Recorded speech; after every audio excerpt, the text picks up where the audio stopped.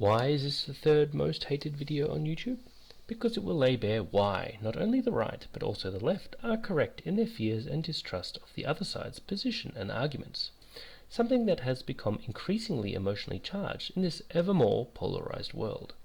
Through this we will expose the real reasons behind this growing distrust and fear of our time, and in so doing also draw the ire of those in power for clarifying the matter. The struggle between conservatives and liberals is eternal and unsolvable, as both positions will always hold pros and cons which are subjective, complex, and nuanced. Traditions are important. They help guide and regulate each generation, but they quickly become stifling if unchallengeable.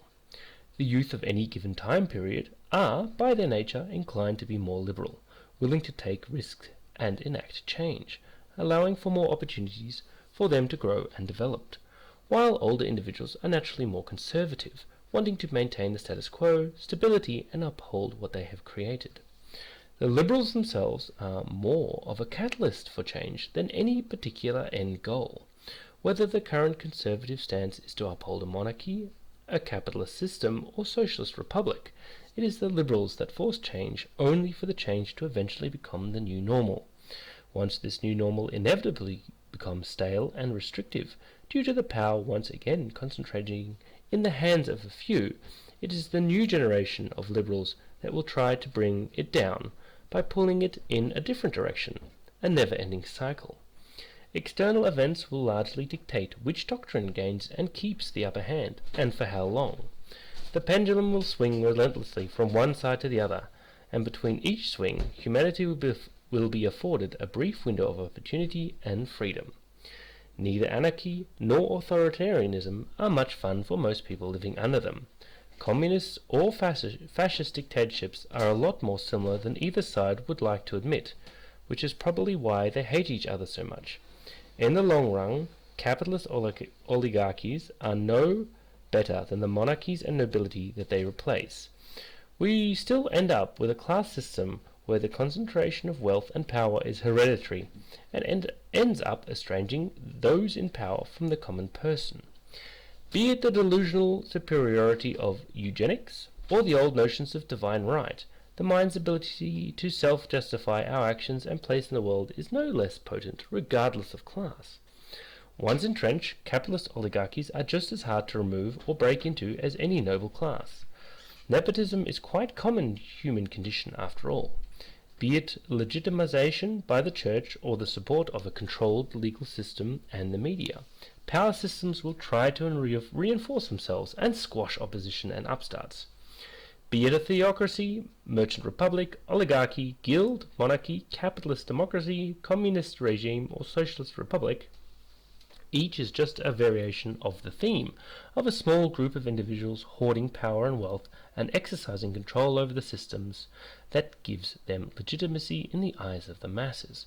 Each system inevitably becomes rigid and bloated, becoming ever more susceptible to external shocks until the whole rotten structure cannot hold itself any more.